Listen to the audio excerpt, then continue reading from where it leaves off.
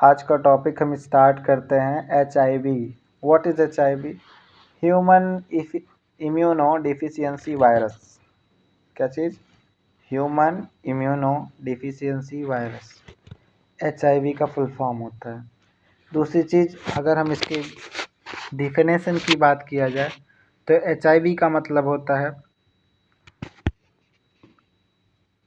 HIV what is its human immunodeficiency virus is a virus that attacks the immune system, specifically CD4 T helper cells, and making the body vulnerable to infections।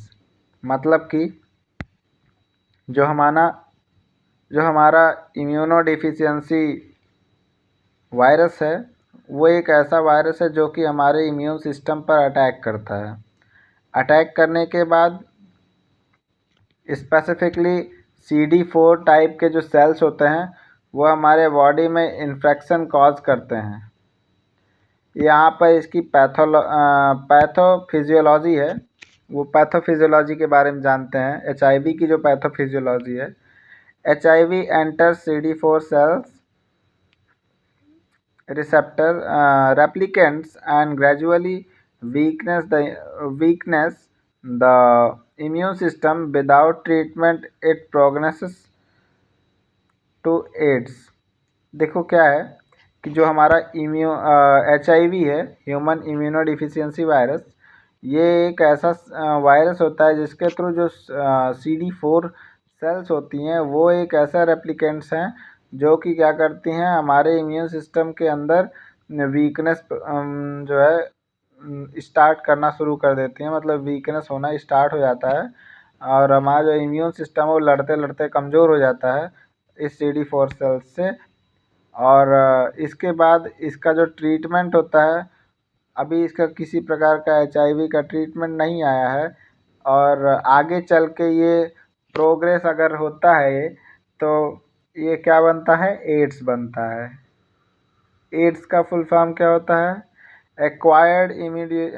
Acquired immunodeficiency syndrome. क्या चीज़? Acquired immunodeficiency syndrome. अब यहाँ पर causes देख लेते हैं। Unprotected sex पहला cause है। दूसरा है शेयरिंग इन्फेक्टेड निडल। तीसरा है mouth to child transmission birth breast feeding. देखे क्या है? और चौथा जो है कंटामिनेटेड ब्लड ट्रांसफ्यूज़न। इन चारों का मतलब क्या हुआ? कॉजेज़ इनके जो हैं उनमें पहला है अनप्रोटेक्टेड सेक्स का मतलब जैसे आप किसी के साथ सेक्स कर रहे हो तो उस समय हमेशा ही ये ध्यान रखना चाहिए कि अपने आप को पहले प्रोटेक्ट कीजिए, बाकी बाद में सब देखा जाता है, लेकिन पहले अपना प्रोटेक्शन ज़रूरी है। सो जब भी आप सेक्स करें तो सेफली करें और अपने आप को प्रोटेक्ट करके जो है करें। कॉन्डम्स का यूज़ करें और जो है जो भी चीज़ें यूज़ होती है सारी चीज़ें वहाँ पर। शेयरिंग इन्फेक्टेड नीडल्स, जो इन्फेक्टेड नीडल्स हैं उनका शेयरिंग ना करें, उनकी वजह से होता है। कभी कभार किसी दूसरे की निडल अपने उंगली में या फिर किसी दूसरे के निडल्स में जो है, जैसे कभी कभार क्या होता है हॉस्पिटल्स में ये केसेस देखे गए हैं कि एक व्यक्ति की निडल दूसरे व्यक्ति के लिए जो है यूज़ की गई तो वहाँ पर पेशेंट को HIV हो गया। क्यों हुआ? क्योंकि ब्लड जब टच करेगा, जैसे क्या होता है ना, एड्स जो हमारा और HIV जो होता है वो कैसे होता है? क्योंकि वहाँ पर ये कंडीशन आती है कि जो हमारा ब्लड है ना वो एक दूसरे से मिल जाता है और जब आपस में ब्लड जो है मिलता है तो जो दूसरे वाले में बीमारी होती है वो तीसरे में चली जाती है, क्योंकि हम एक व्यक्ति को वही इंजेक्शन लगा रहे हैं, दूसरे को भी उसी इंजेक्शन से अगर कोई भी ड्रग दे रहे हैं या कुछ भी ट्रांसफ्यूज़ कर रहे हैं तो उसकी वजह से पेशेंट को खतरा बढ़ सकता है। HIV होने के चांसेस 100% हो सकते हैं। इसलिए कभी भी जो भी निडल्स हैं उनका अगर एक बार यूज़ कर दिया गया है, निडल कौन सी, सिरिंज, सिरिंज मतलब जिससे आप पेशेंट को IV कैनुला के थ्रू, जो मतलब 10 नंबर की, 5 नंबर की, 3 नंबर की सिरिंज आती है, उसके थ्रू जो आप दवाइयाँ देते हो, मेडिकेशंस, तो वो मेडिकेशंस अगर किसी एक पेशेंट को आप उसी इंजेक्शन से दिए हो तो दूसरे को कभी मत दीजिएगा। Mouth to child transmission, birth and breast feeding, contaminated blood transfusion का मतलब क्या है? यहाँ पर बात यही है कि जो मदर है वो चाइल्ड को जब ब्रेस्ट फीडिंग कराती है, मतलब ब्रेस्ट के थ्रू जो चाइल्ड को मिल्क प्रदान किया जाता है बर्थ के समय, तो उसको भी सेफली जो है चीज़ें करनी चाहिए। नहीं तो अगर जो प्रॉब्लम माँ को है वही प्रॉब्लम बच्चे को भी हो जाएगी। अगर माँ जो है, माँ को एड्स है या माँ को HIV है तो बच्चे को भी हो जाएगा। कंटामिनेटेड ब्लड ट्रांसफ्यूज़न मतलब किसी का ब्लड जो है दूसरे में ट्रांसफ्यूज़ कर देना, तो उससे ब्लड कैंसर होता है। अच्छा, HIV के कुछ स्टेज होते हैं। अब यहाँ पर स्टेजेस के बारे में बात कर लेते हैं। जो HIV की स्टेज है वो पहला एक्यूट स्टेज होता है, दूसरा क्रॉनिक स्टेज होता है, तीसरा एड्स होता है, और ये सीवियर इम्यून सुपरसिजन होता है, लाइफ थ्रेटनिंग कंडीशन।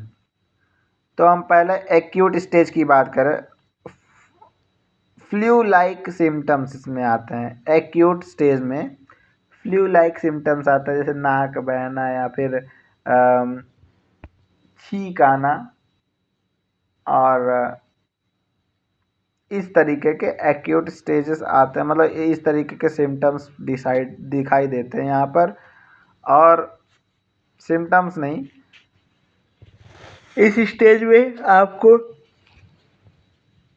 फ्लू दिखाई पड़ सकते हैं। दूसरी चीज़, क्रॉनिक स्टेज में देखते हैं तो नो सिम्टम, यहाँ पर किसी प्रकार का सिम्टम्स नहीं शो होगा, लेकिन आपका जो इम्यून सिस्टम है, जो इम्यून सिस्टम आपका होता है ना कि कोई भी बीमारी आप अगर आपको होती है तो वो उससे लड़ता है।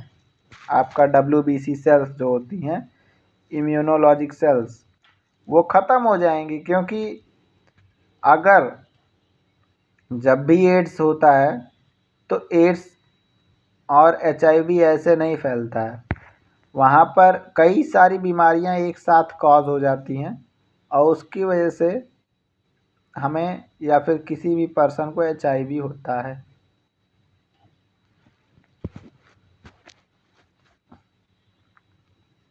क्योंकि यहाँ पर जो आपका इम्यून सिस्टम है वो डैमेज हो जाता है।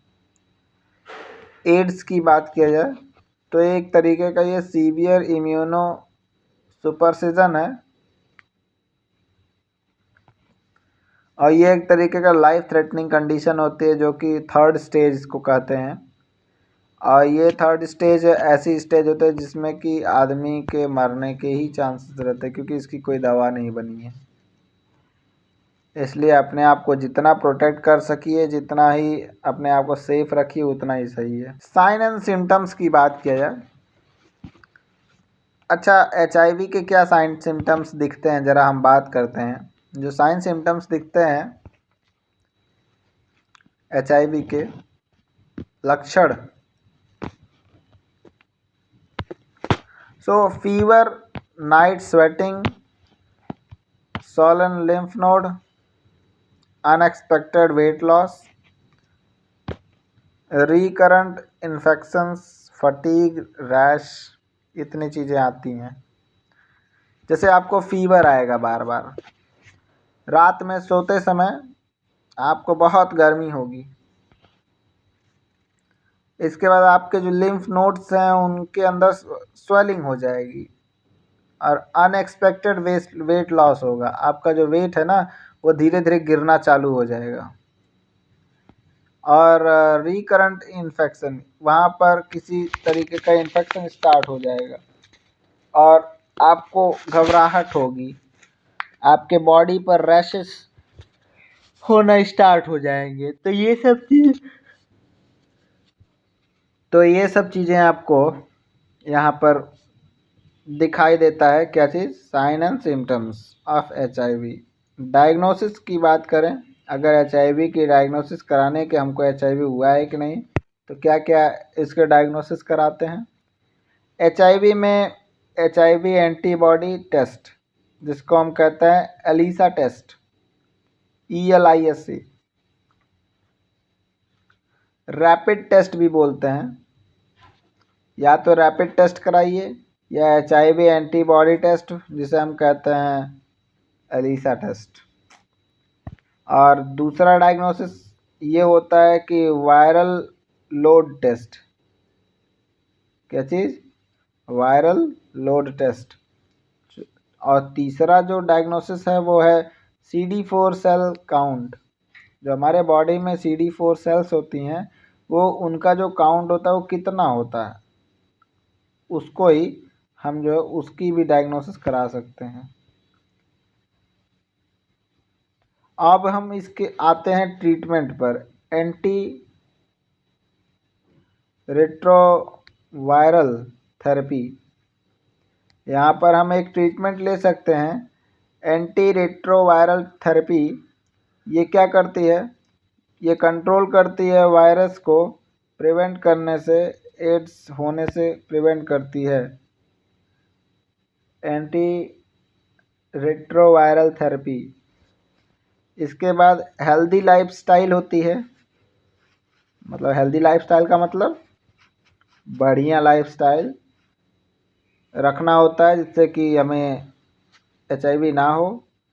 बैलेंस डाइट अच्छी रखनी होती है, खान पीना अच्छा रखना होता है, रेगुलर चेकअप करवाना होता है। तो तीसरी चीज़ होती है प्रिवेंटिव मेजर्स। मतलब प्रिवेंटिव मेजर्स का क्या मतलब होता है? सेफ सेक्स करना चाहिए। सेफ सेक्स मतलब जब भी आप सेक्स करें तो बहुत ही सेफली, प्रोटेक्शन के साथ सेक्स करें। और दूसरी चीज़ क्लीन नीडल्स। जो हमारे नीडल्स हैं वो क्लीन होनी चाहिए। अगर हम किसी पेशेंट के तौर पर यूज़ कर रहे हैं, अगर किसी पेशेंट को हम कोई भी चीज़ कर रहे हैं, जैसे मेडिकेशंस दे रहे हैं तो भी, और इंजेक्शन अगर हम लगा रहे हैं तो भी, जो उसकी नीडल है वो फ्रेश होनी चाहिए फुल्ली। और preparation for high risk individuals, और कभी कभार जब हाई रिस्क हो जाता है उसके लिए भी अपने आप को प्रिपेयर करना चाहिए। तो इसका क्या मतलब है? अब यहाँ पर एक छोटा सा नोट्स है। HIV is manageable with early diagnosis and treatment. जो HIV होता है वो एक तरीके का मैनेजेबल होता है, और इसकी जो डायग्नोसिस होती है वो अर्ली होती है, मतलब बहुत जल्दी, बहुत पहले। ट्रीटमेंट और ट्रीटमेंट भी। HIV एक तरीके का मैनेजेबल और अर्ली डायग्नोसिस ट्रीटमेंट है। अगर इसको जल्दी नहीं देखा गया तो फिर हो सकता है HIV। सो आज की जो नॉलेज आपको मिली है उसके लिए, अगर मेरा अगर आपको मेरा ये वीडियो पसंद आया हो तो आप लाइक कीजिए, सब्सक्राइब कीजिए और मेरे वीडियोस को ज़्यादा से ज़्यादा शेयर कीजिए। धन्यवाद एवं शुभ दिन।